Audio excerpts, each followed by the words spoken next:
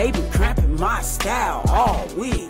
Craving chocolate trees, checking pants, checking seeds, sipping herbal tea, and fight for menstrual equity. Jeez, man, I kick Cramp's ass.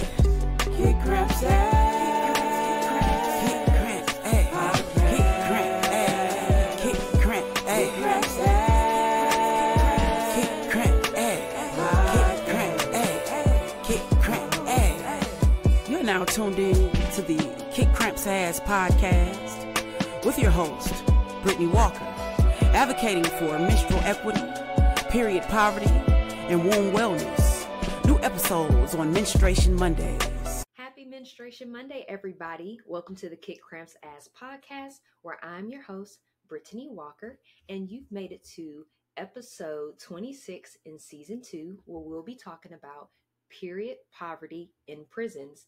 It is Monday, September 16, 2024, and we are so excited about the guest that we have today, Miss Regan Moss, and we'll bring her on in just a moment. But she's a program director, a policy and program analyst, and a program manager, and so much more, advocating for menstruation. So we're so excited to speak with her. It is September, so September is Yoga Awareness Month. So we have launched our Pilates for Periods program. So we're so excited about that, and we'll make sure that we keep giving you guys details on that program that's going to give you moves and positions that you can do to help you get rid of your period pain or period symptoms that you may be having, balancing those hormones, and then just advocating for having period power, taking your power back, and managing a more easier menstrual cycle process. All right, guys. And September is also Sexual Health Awareness Month. So we'll be giving sexual health awareness tips all month long, and we're so excited about that. Now, you know, we like to kick off each episode with the I am power statement. I representing inspiration, A representing affirmations, and M representing manifestations. And the I am power statement for today is, I am understanding the various levels of period poverty and will be open-minded on how to advocate for it. Ashe. So there it is. You know, we also like to give a quote of the day. So today's is, nobody should ever be forced to put their health in jeopardy or suffer embarrassment or stigmas because they are unable to pay for their menstrual products. And yet I have heard stories of girls using the fillings of their stuffed animals as makeshift pads. And that was actually by U.S. Representative Grace Ming. All right, guys. Now, I'm going to go ahead and take a quick sip of this good old Cramp elixir. You know, we're always sipping on it each episode. And we're going to cut to a commercial break, and we'll be right back with you guys. Have you tried our bestseller, the Cramp elixir? It's our herbal tea blend designed to reduce and eliminate menstrual cramps, PMS symptoms, and other uterine health issues that are hindering your day-to-day progress. Our elixir may decrease inflammation, reduce stress and anxiety, regulate blood flow, balance your mood, and it can kick Cramp's ass. It includes a variety of herbs including hibiscus, red raspberry leaf, calendula, motherwort, ashwagandha, plus more. Head over to kickcrampsass.org and grab yours today.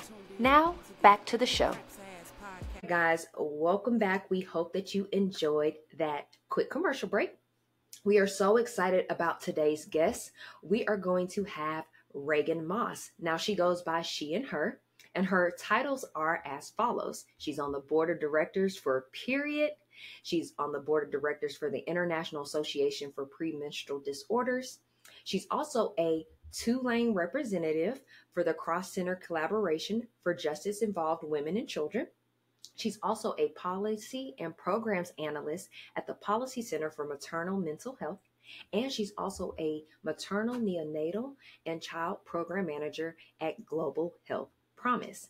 Now, she has her master's in public health from Columbia University, and she's currently a PhD student and researcher in Tulane University's Department of Social, Behavioral, and Population Health Sciences, and an adjunct instructor and researcher at Auburn University. Her research examines the interactions between social contextual factors and the environment and psychobiological mechanisms impacting maternal and reproductive health outcomes and disease risk across the life course.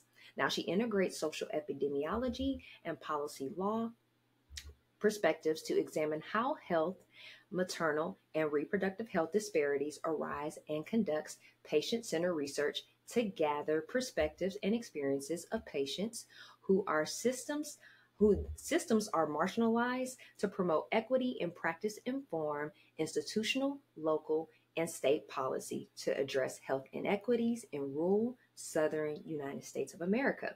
Now, she conducted the first qualitative study on menstruating and incarcerating in the US. Now, if y'all had signed up for our newsletter, you should have seen that because we promoted that in our newsletter and on our social media outlets. And she is currently the PI of Menstruation and Incarceration, which explores how women in prison navigate their menstrual health and reproductive disorders. Okay, guys, please welcome Regan Moss to the show. Hello, Regan. Hello. Thank you so much for having me today. Absolutely. It is such a pleasure to have you on. You know, it is going to be an amazing conversation. We've been waiting on this, so let's go ahead and get right into it. So, may you please tell us more about yourself? I know that was a mouthful that we gave you guys, but there's so many other things that she is involved with.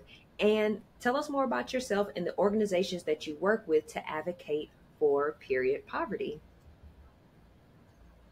I have a lengthier bio, so apologies about that. I'm really interested in all things maternal and reproductive health and the role of policy in promoting equitable outcomes. And so, as far as what that means for menstrual health, I work really closely with Period. I'm on the board of directors at Period.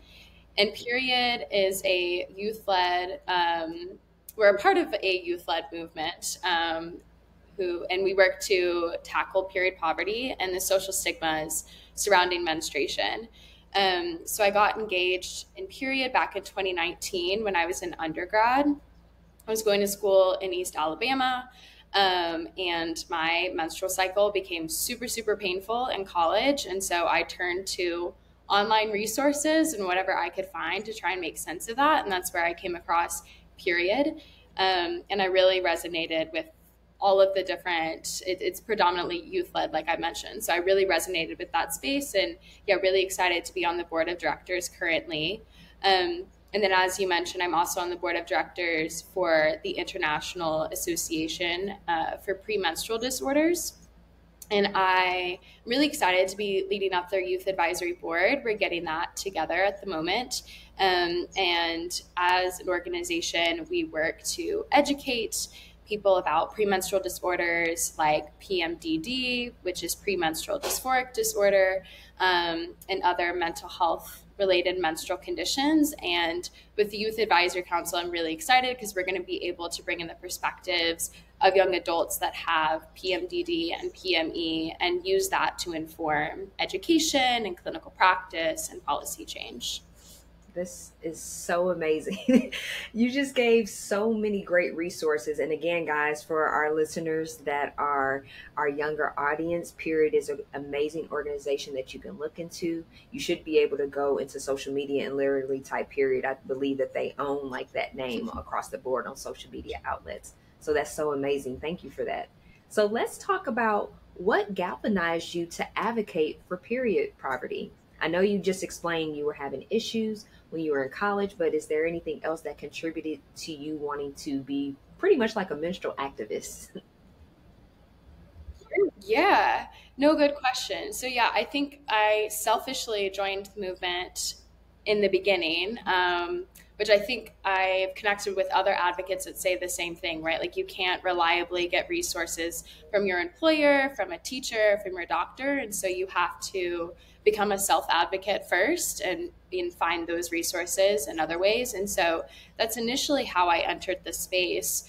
And then as far as like my awareness of period poverty, it really started out looking at when you break down period poverty, there's of course the material access part of period poverty, but there's also the lack of menstrual education. And that's really what I resonated with first. And after I became more aware of the definition of period poverty and moving beyond my own experience with inadequate menstrual education, was exposed to how rampant period poverty is, and was able to really engage with other advocates throughout the Southeast and in Alabama to learn more about that, and then figure out, because there's so many people within this space, so trying to figure out what my role within this space is, if I needed to have a role within the space. And that's really where I found that my role could be focusing on people that are incarcerated and managing menstruation. Absolutely. And I love that you broke down the difference in period poverty. There are a lot of people that just assume that it's okay, you can't afford your menstrual products, you know, you're suffering because you may live in, you know, socioeconomical issues are affecting you. But people really don't realize lack of menstrual education, lack of any type of reproductive health, sexual health, anything surrounding your womb, your uterus, your vagina, that could be a part of period poverty. So I love that you insinuated that. All right, so let's talk about, you co-wrote an amazing article, Redefining Menstrual Equity in Prisons, Why Menstrual Equity Demands Prison Abolition, which we're going to include in the link of this episode, guys, so you could check out as well. But may you please provide a synopsis to the guests and elaborate on key takeaways that will make them want to go read more and discover more for themselves. Yes. Yeah, so that article is pretty densely packed. So I'll break it down and give a synopsis. So my co-author and I, Miriam Vishniak, who's a doctoral student in Scotland, we started off the article by describing day-to-day, cycle-to-cycle, what it's like to manage your period pain, menses, all of the symptoms that come with having a period, what that experience is like for people that are incarcerated. And Miriam and I were not writing from firsthand experience, but we were writing about what we knew from the research that we've both done with people that are incarcerated, and also pulling from all of the different stories that women directly impacted have written about, you know, in so many phenomenal news articles. And so, we started off the article by walking people through that process, right? And trying to imagine the things that you do every single day to manage your cycle, putting that in the context of the prison system, it's impossible. And then we move further into thinking about, is it possible to have a solution? Is it possible to eradicate period poverty within the prison system? So we know that there's some low-hanging fruit, and things like maybe just put period products in the restrooms, right? That's a great place to start. Making sure that period products are free. You don't have to go to the commissary and spend everything to your name in order to buy a tampon. But then as we kind of end the article, we really challenge if those in and of themselves can really end period poverty when we think about how complicated our cycles are, right? So if you think about endometriosis and what it's like to manage your cycle when you have endo, or you think about someone with premenstrual dysphoric disorder when they're trying to manage their cycle, what is that like? And we think about how unique everyone's cycle is. It's pretty impossible to standardize care for everyone in this hyper-controlled, surveilled system and expect everyone to feel dignified and like they have autonomy over their own bodies. And then, finally, I think another major point within that article is a new dimension of period poverty, which I introduced in an article we have under review. It hasn't been published yet, which is this social dimension of period poverty. So you might have period products, you might have education, but if you are ashamed and people are stigmatizing you, right? Like you can't feel dignified in that sense either. And within the prison system, we know that it's inherent to how that system is set up to control and surveil and shame people. And so ultimately we argue it's impossible to eradicate period poverty within that system. Absolutely. I love that you talked about feeling dignified while they're incarcerated. My loctician, for those of you who don't know what that is, that's a hairstylist that just specializes in locks, but she is a prison guard. And so I was like, hey, let me know how I can donate products. I'm all about organic, all natural. And she was like, don't do that, because some of the prisoners are already like, hey, I only use organic, and if you're not giving me organic, I'm not using it. And she was like, they can't be bougie like that. And I said, but they can, because if they're aware of, hey, I don't want to use this specific product because of PFAs, certain chemicals, or like you said, I'm suffering from endometriosis, I just can't use certain things. I can't have this thing because it's silicone, or I can't have this specific type of cotton. They have the right to voice what they deserve, and there's nothing wrong with that. So I love that you mentioned about them feeling dignified. And then that rolls into our next question. So I feel like many individuals are not aware of what menstruating prisoners really go through. I know that there was a case earlier this year, maybe towards the end of 2023, where a prison guard finally got caught because he was soliciting period products in exchange for sexual favors. And people think that, oh, that's weird. That doesn't happen that often. You would be shocked. And like you said, if you're going through pain, what you have to do to deal with pain, how are you making a heating pad? How are you doing certain things to sustain, not having access to certain herbs that could be helpful for you, maybe a tea that works for you. So can we discuss what influenced you to be a voice for these individuals? Yeah, no, great question. So I think my initial entry into the work is similar to the story that you just shared, where an officer was caught, or several officers were caught. I think legally it would be considered sexual exploitation, right? To sexually assault someone in exchange for period products. So that's how I initially became aware of the issue, because I went to undergrad in Alabama, and the women's prison there was under investigation by the Department of Justice, exactly for that issue and a million other issues. And so I was weirdly over Thanksgiving break one year, very curious to learn more about that story. And so I poured through the report and kind of went down a rabbit hole trying to understand what movement had been generated within the state to try and address that specific issue of period products and accountability for officers and accountability for wardens to ensure these products are being provided. And when I went down that rabbit hole, I realized there was really no mechanism for accountability within Alabama and pretty much every state within the US. There's no accountability for people to ensure that they're getting period products, and if they're not, they can report it. And I also noticed that there was some movement within the state to try and make it to where a minimum amount of products were required, which would be written into the Department of Corrections handbook. And so because of that, myself and my co-PI, Haley Fenn, who's a grad student at the time, we went and we interviewed people that were exiting the women's prison. And we were able to speak with people before this policy was passed, and then after the policy was passed, supposedly increasing access to period products.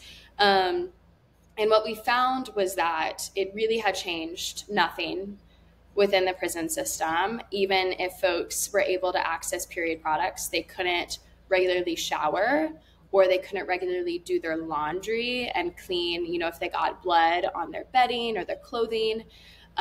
People couldn't regularly get access to painkiller or to heating pads or anything that helped them feel dignified. And so because of that, I realized, like so many other people, there's a pretty serious gap between what is written in policy and what is happening in practice. Right. And the obvious solution to that is advocacy work, right? When we supposedly are addressing an issue in writing, everything is great, but we're speaking to people and hearing about their stories and realizing that's not the reality. And so that's how I decided to really get engaged with the rights of people that are incarcerated and their menstrual well-being.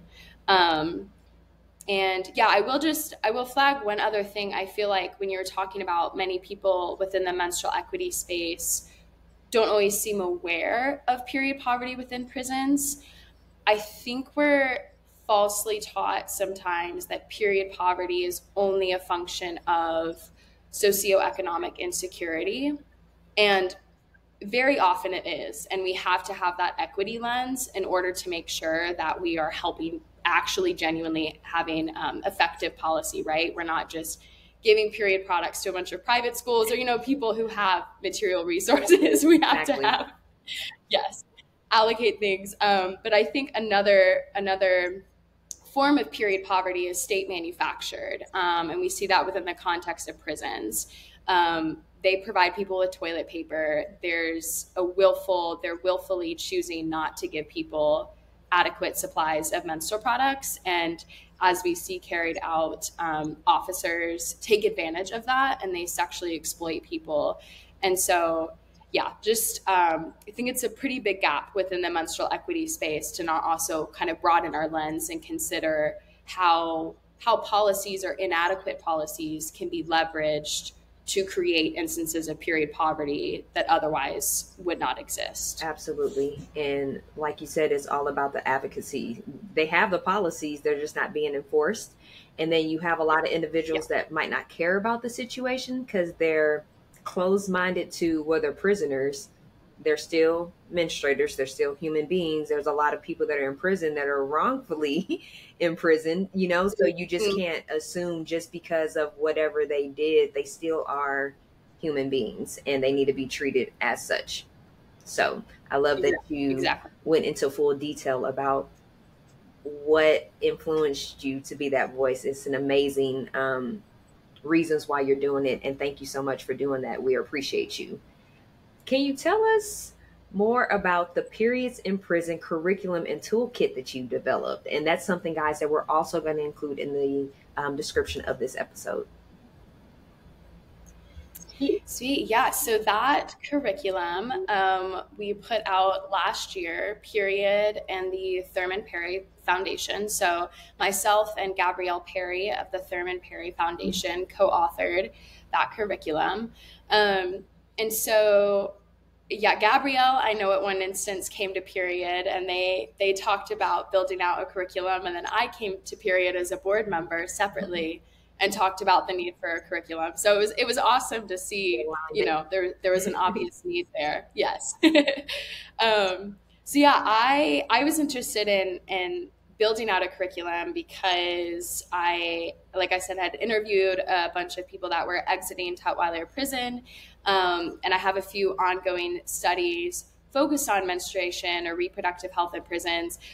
But all of those things take so long to move from data collection to something that's clean and publishable to even being published. And then it's a matter of, can people even access the article, right? Like academia can be really inaccessible.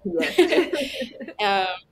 And so, Period's very accessible, right? So it's like, how do we take this knowledge that should be published in a journal? It does contribute to our understanding of menstruation in an academic sense, but it also demands action in the immediate sense from advocates. And so the curriculum is really focused on building the foundational knowledge of anyone that uses it on period poverty, but specifically period poverty within prisons in the US. And so we walk people through why products are inaccessible, the poor quality of a lot of products, the really, really low supply of products. Like, there are so many different reasons why someone is not going to be able to adequately manage their cycle while they're in prison. And that's what we walk them through in the curriculum. And in the end, we kind of challenge them to think about, what does this mean within your local context? It's really meant to be used by advocates in collaboration with other people in their communities to try and increase access to products within jails and prisons in their area. If they are interested in passing policy on the state level, that can be a little complicated when it comes to prisons, but not impossible. Similarly with jails, it gets, it's so different county to county and state to state, but we really try and give them all the foundational information they would need so they can figure out in their context what's the best next step for people in their area. Absolutely. Absolutely. So, guys, such an amazing toolkit. We'll definitely be sure to make sure you guys have access to that. We're going to take a quick commercial break and we'll be right back with you. Now, navigating to our resource center, we want to give you guys access to all these complimentary resources that we have available for you. We have our blog, book suggestions, our menstrual blood chart, exercise moves to kick Cramp's ass. We have recipes. We have reports. We have research studies that helps to prove how holistic approaches assist with achieving women wellness. We have wellness tips, wellness referrals, so business organizations and individuals that we would like to refer to you that are our strategic partners, wound terminology. Maybe there's some wound options that you're not aware of. This can help you out. And lastly, yoga moves to help you kick Cramp's ass. Feel free to take advantage of this complimentary resource. All right, guys, now back to the show. All right, guys, welcome back. We hope that you enjoyed that commercial break. So, Regan, congratulations on your recent achievement for your master's degree and for pursuing your doctoral degree. What research are you hoping to expose in the coming years? Yes, good question. So I might have alluded earlier that we are doing another phase of work focused on menstruation in carceral spaces. And so we're expanding beyond period poverty from the perspective of like menstrual education and products and WASH. And we're moving into jails and detention facilities as well to study people's experiences in those contexts. And then we're going to be conducting a bunch of focus groups this fall to speak to people about what it's like if you identify like I have severe pain or I'm bleeding a lot, maybe I have cysts, and you want to go get healthcare while you're in the prison system. Yeah. What is that process like? And how, do you even get quality care, right? And we're going to be working with people who are recently incarcerated, not presently, because we're really interested to see, maybe after they got out of prison, they were able to find a good OBGYN, fingers crossed, and maybe that OBGYN was able to say, actually, you've had cyst for the past 5 years, right? And people inside working in the healthcare there were not giving you adequate support. So yeah, we're going to be doing those focus groups, continuing with some interviews, and then we're going to be launching a national survey to try and understand how common menstrual disorders are within this space. And the hope with all of this is to influence policy, but also by getting an understanding of menstrual disorders, we can do some education with providers working with this population, because providers are another community of people that can often be unaware of the impacts of period poverty.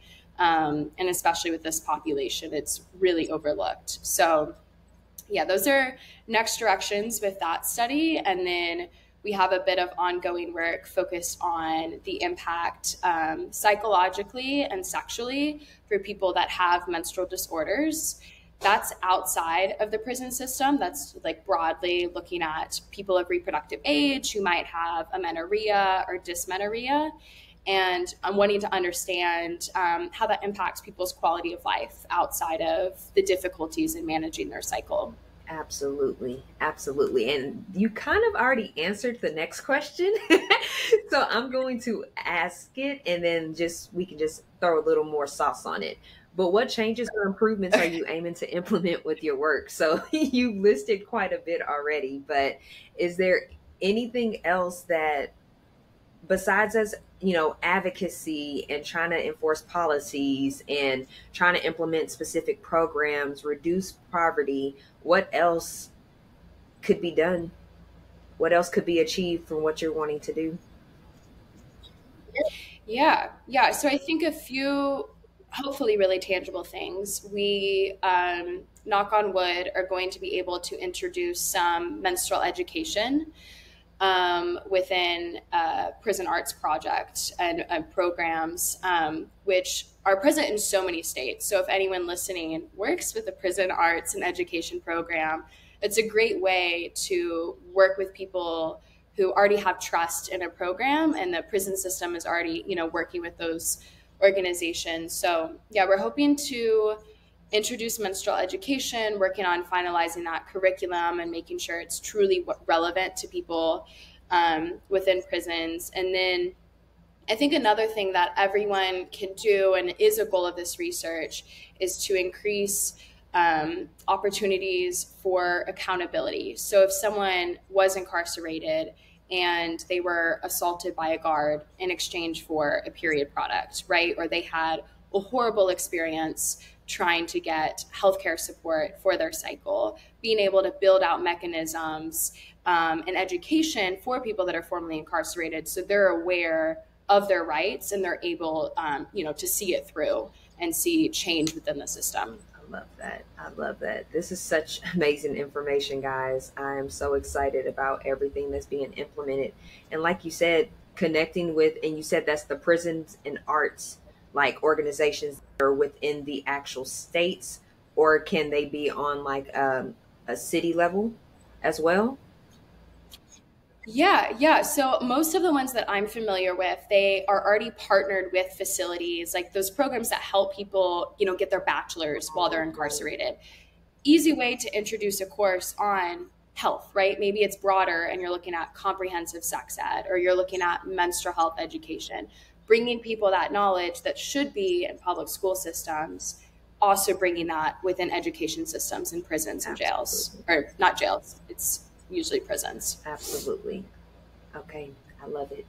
So, what do you know more about? We're going to shift gears a little bit away from period poverty in the prisons. What do you know more, or what do you know now about your period that was not introduced to you by the time that you had started your menstrual cycle? Yeah. I think the period pain is not normal. Yeah, when you're growing up, everyone just makes jokes about how awful your cycle is and how awful it's going to be. And there are memes about pain and PMS. And so many of the things are normalized that are actually red flags for some serious health issues.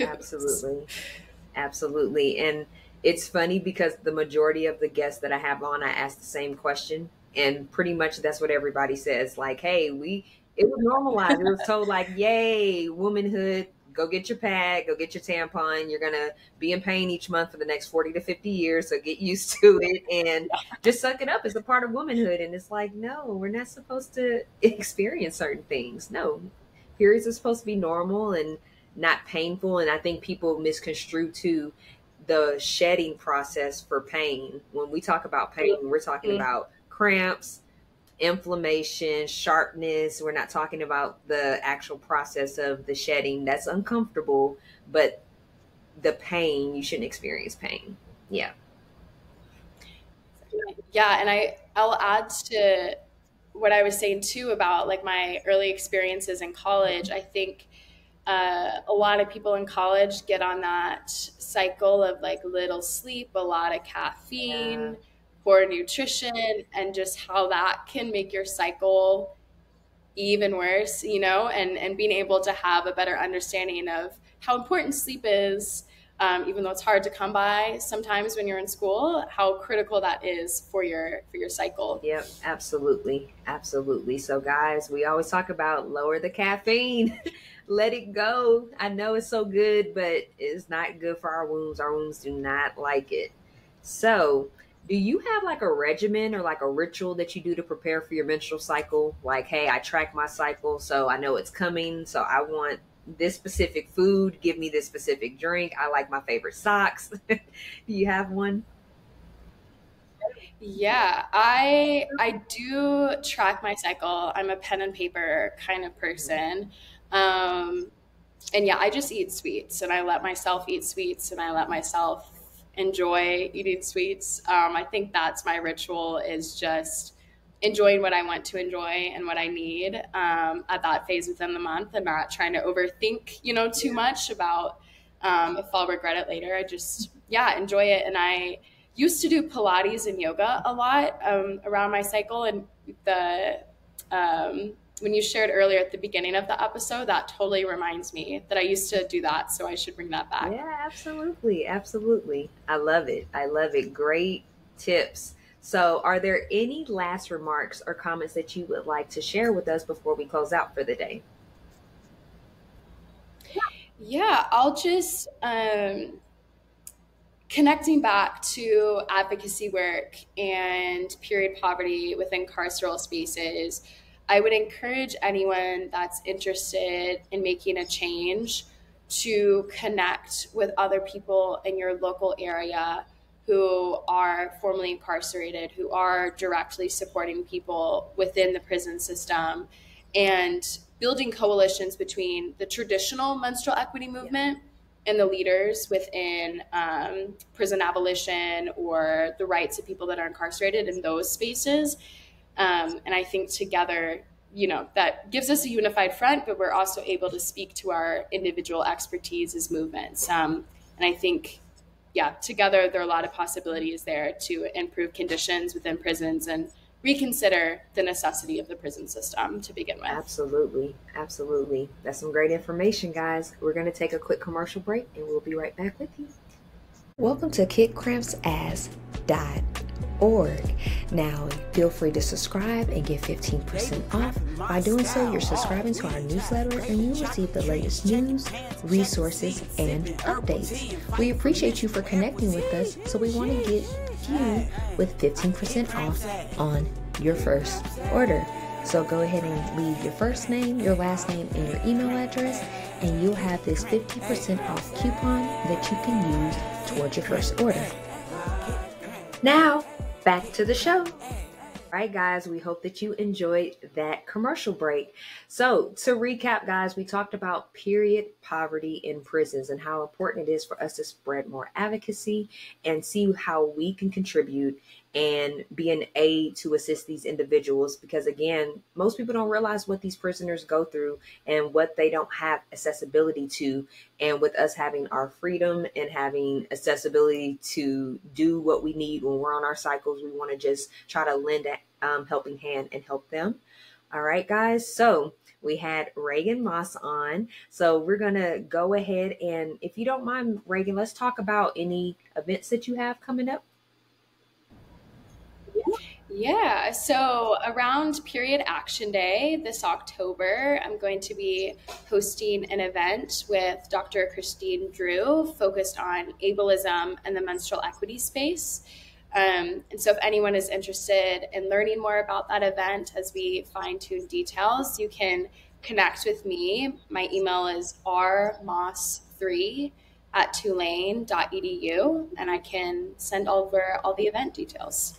Absolutely. And guys, we'll be sure to keep that information as well in the description of the bio, so you'll be able to keep up with it. And then on our end, guys, just wrapping up Yoga Month, we want to make sure that we are prepping you for the challenge we're going to have in October, doing either one yoga or Pilates pose per day. That's going to help better your menstrual cycle journey. All right, guys, we're still accepting listeners' mail, so feel free to comment on this episode, or if you would like a more intimate or personalized approach, you can email us at contact@kickcrampsass.org, which will be listed in the description of the episode as well. Be sure to like the podcast, share it with somebody that you feel that can resonate. Also, be sure to subscribe to our website. Not only will you get a 15% off discount through our KCA store, but you will also have access to the latest news, resources, events, and everything that we have going on. And also subscribe to our YouTube pages at Kick Cramps Ass and at Pilates for Periods, where you'll be able to receive additional content. Now, we appreciate all of you for tuning in on this good old Menstruation Monday, and we want to send gratitude out to all of you. And we manifest that you have a positive, productive, and peaceful remainder of your day, your week, and a menstrual journey ahead. And we'll be talking to you on next Menstruation Monday. Peace.